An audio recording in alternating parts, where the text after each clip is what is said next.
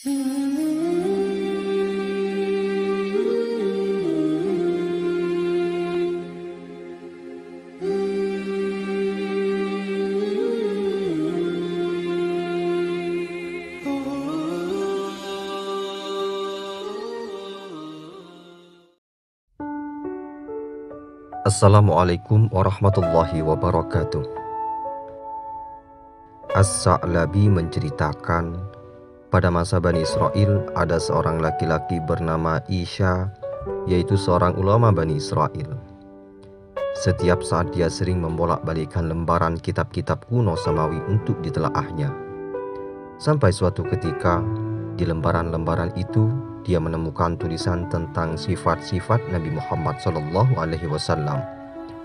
Dia dengan sigap mencatat semua sifat-sifat tersebut yang tercecer di beberapa lembaran, kemudian dia mengumpulkan menjadi satu halaman. Pada akhirnya, dia sembunyikan lembaran itu ke dalam sebuah peti. Selanjutnya peti itu dikunci mati, tidak ada seorang pun yang mengetahui di mana kunci peti itu disembunyikan. Pada suatu masa, Isha berwasiat kepada anaknya yang bernama Balukia menjelang akhir ajalnya. Isha berwasiat pada anaknya Balukia agar meneruskan tugasnya, yaitu menjadi hakim di kalangan Bani Israel. Setelah beberapa waktu lamanya, Balukia menjadi hakim menggantikan ayahnya. Pada satu saat dia melihat sebuah peti terkunci di rumahnya. Seperti itu membuat dirinya menjadi penasaran. Lalu dia menceritakan isi peti itu kepada ibunya. Namun ibunya malah menjawab, "Aku tidak tahu apa yang ada di dalam peti itu. Bahkan kunci-kuncinya pun aku belum pernah mengetahuinya, walaupun semakin penasaran ingin mengetahui isi peti tersebut." Akhirnya dengan keras ia mengatur kunci-kunci yang menutup rapat peti itu. Lalu setelah dibukanya, ternyata di dalamnya terdapat sebuah lembaran-lembaran yang bertuliskan sifat-sifat Nabi Muhammad SAW. Dalam lembaran itu dikatakan bahwa Muhammad adalah penutup para nabi dan rasul. Surga diharamkan kepada para nabi sebelum terlebih dahulu Muhammad dan umatnya masuk ke dalamnya. Seusai membaca lembaran itu, Balukia lalu keluar rumah menemui kaum Bani Israel untuk menyampaikan apa yang tertera di dalam lembaran kitab yang dibawanya. Seketika kaum Bani Israel dengan seksama menyimak penuturan Balukia. "Beraninya ayahmu menyembunyikan yang diketahuinya sehingga dia tidak menyampaikannya kepada kami. Hal itu pun lantas membuat mereka marah. Maka bukan karena kamu sebagai anaknya, kami akan membakar kuburannya, sebab dia telah menyembunyikan berita tentang akan datangnya panutan para Rasul Muhammad SAW." Lalu tak lama kemudian, Balukia pamitan kepada ibunya untuk melakukan sesuatu perjalanan panjang. "Ibu, aku menemukan berita tentang akan diutusnya Nabi. Sekarang aku mau pergi dan tidak akan kembali sampai menemukan kabar tentang keberadaan Nabi tersebut." Ibunya mendoakan, semoga Allah menjadikan angan-anganmu tercapai. Setelah berpamitan dan berkemas, Balukia pergi meninggalkan Mesir dalam rangka mencari kabar tentang Muhammad SAW. Balukia pun mengelilingi bumi dari ujung timur sampai ujung barat, sehingga sampai di laut salah satu tujuannya. Di sana ia melihat beberapa keanehan yang tidak pernah dilihat oleh orang lain. Di antaranya dia melihat satu pulau yang penghuninya adalah ikan hut, yaitu sejenis ikan paus. Lalu ikan-ikan itu berkata, "La ilaha illallah Muhammadur Rasulullah." Tiada Tuhan selain Allah, Muhammad itu utusan Allah. Melihat hal itu, Balukia yang menyapa mereka, "Assalamualaikum," tetapi mereka tidak menjawabnya. "Hai, sebelum kami belum pernah mendengar sama sekali perkataan itu," kata ikan-ikan hut itu.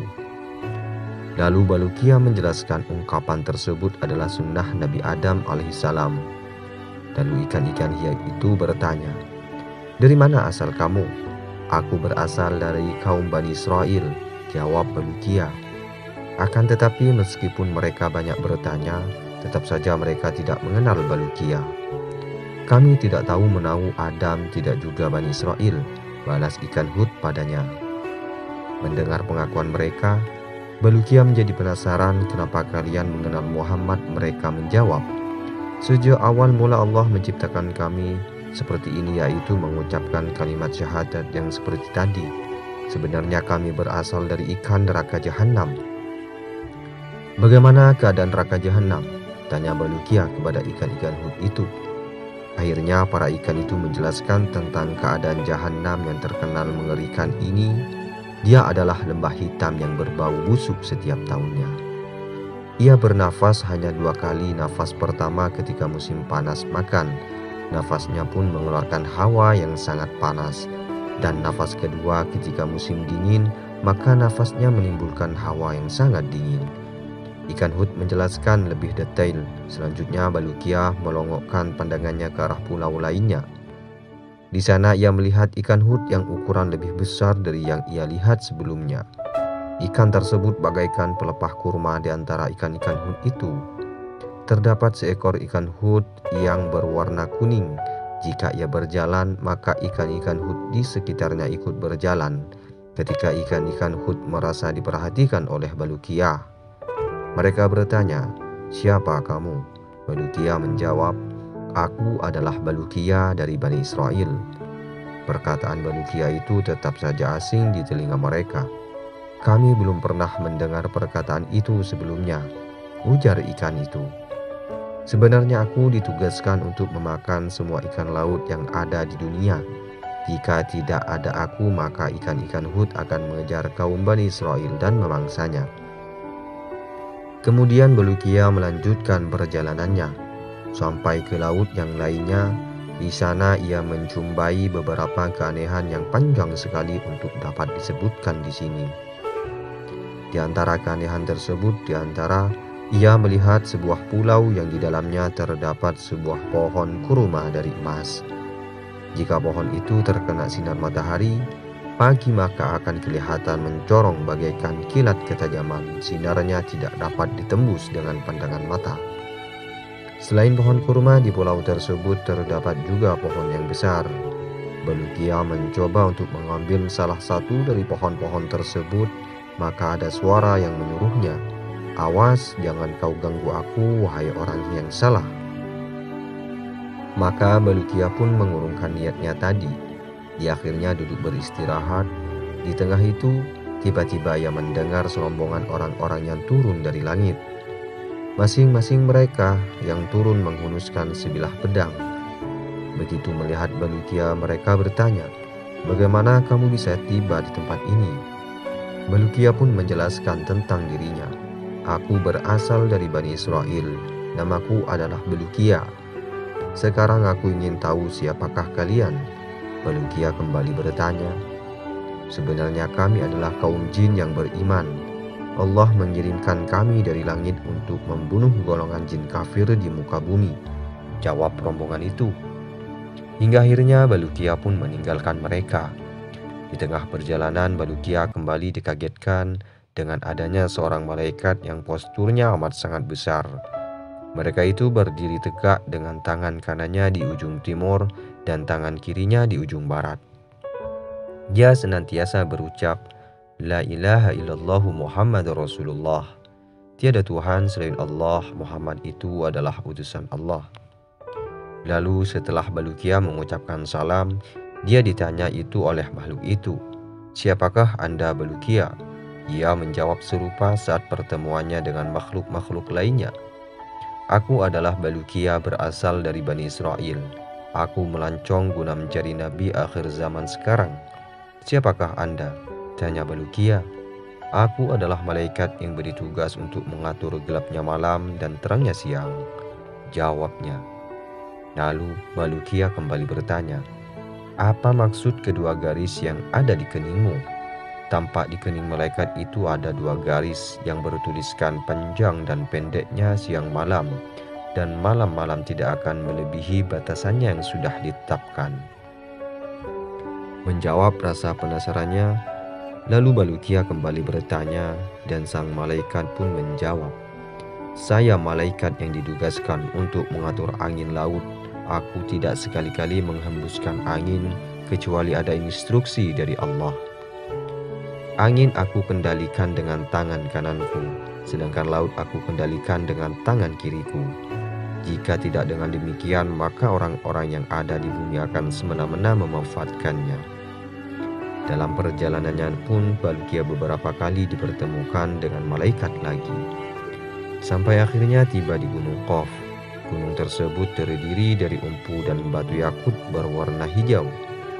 Besarnya gunung itu dapat menutupi dunia dan segala isinya.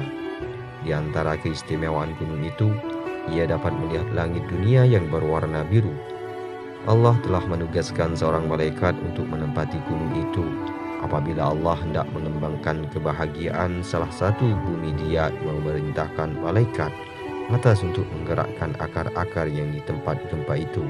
Kemudian dihubungkan kepada Gunung Qaf, maka terjadilah gempa. Apabila Allah menghancurkan suatu kota, maka Allah menginstruksikan kepada malaikat tersebut untuk memutuskan akar-akar ataupun fondasi kota itu dari bumi. Dengan dicabutnya paku bumi dari salah satu kota, maka kota itu akan roboh. Lalu selanjutnya Balqiyah bertanya, apa saja yang ada di belakang Gunung Qaf ini? Lalu malaikat itu menjawab, ada 40.000 kota, semuanya bukan termasuk kota-kota yang ada di dunia. Karena kota-kota ini terbuat dari emas dan perak, siang dan malam tidak dapat menembusnya, sedangkan penduduknya terdiri dari para malaikat. Mereka semua bertasbih kepada Allah, tidak berbuat durhaka kepadanya. Lalu kemudian Balqiyah menanyakan, apa saja yang ada di belakang kota-kota tersebut? Lalu malaikat itu kembali menjawab, di belakangnya ada 70.000 hijab seluas dunia. Adapun di belakang hijab-hijab itu tidak ada yang mengetahuinya kecuali Allah. Lalu Balqiyah kemudian memeluknya yang meneruskan perjalanannya dengan menelusuri Gunung Qaf sampai ujung di sana. Ia setelah perjalanan yang sempat mempertemukannya dengan para malaikat yang menghuni Gunung Qaf. Lalu Balqiyah kemudian dipertemukan seekor burung yang bercerita tentang keistimewaan makanan yang ada di surga, melebihi makanan yang ada di dunia. Dan ia pun diberi sepotong roti pemberian dari surga. Balqiyah pun bertanya, apakah ada orang yang pernah memakan makanan tersebut? Yang sering mampir makan di sini adalah Khidir alaihissalam. Jawab burung itu sembari menutup pembicaraannya dengan Balqiyah. Balqiyah pun dikejutkan dengan kedatangan Nabi Khidir alaihissalam di hadapannya dengan pakaian yang serba putih. Dia berdiri hormat dan mengucapkan salam kepadanya.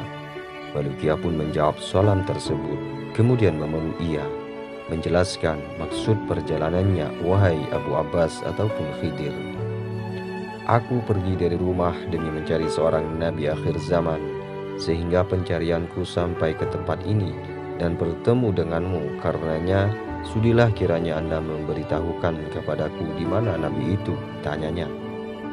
Khidir pun lantas menjawab, sesungguhnya Nabi akhir zaman tidak akan datang pada masa sekarang ini. Kamu tidak mungkin dapat bertemu dengannya, wahai Balqiyah. Tahukah kamu berapa jauh jarak perjalananmu dari rumah ibumu? Tanya Khidir alaihissalam. Aku tidak tahu, kata Balqiyah. Kamu sudah meninggalkan ibumu sejauh perjalanan yang ditempuh selama 50 tahun. Apakah kamu mau aku mengembalikanmu ke rumah ibumu? Balqiyah mengiyakan. Jika demikian pejamkan matamu, pinta Nabi Khidir alaihissalam. Ketika Balqiyah memejamkan kedua matanya, tiba-tiba tidak berasa dia sudah berada di samping ibunya. Begitu Balqiyah membuka kedua matanya, dia melihat ibunya sudah berada di sampingnya. Balqiyah pun bertanya kepadanya, apakah engkau melihat siapakah orangnya yang telah membawaku kemari? Ibunya menjawab, aku melihat seekor burung putih membawamu dan meletakkanmu di sampingku. Setelah itu ia segera terbang. Kembali usai meluapkan rasa rindunya, Balqiyah menceritakan kisah petualangannya kepada ibunya. Kemudian ia keluar untuk menemui kaumnya. Mereka pun menyambut ketidakhadiran Balqiyah di tengah mereka setelah beberapa waktu lamanya. Akhirnya Balqiyah menceritakan semua peristiwa-peristiwa aneh yang dilihatnya selama dalam petualangan mencari Nabi akhir zaman. Mendengar isi kisah tersebut, kaum Bani Israel menulis semuanya. Tidak ada yang lewat kegiatan menulis kisah dari petualangan Balukia ini. Konon Balukia dikaruniakan umur untuk hidup di dunia selama 1000 tahun, dan inilah kisah tentangnya. Wassalamualaikum warahmatullahi wabarakatuh.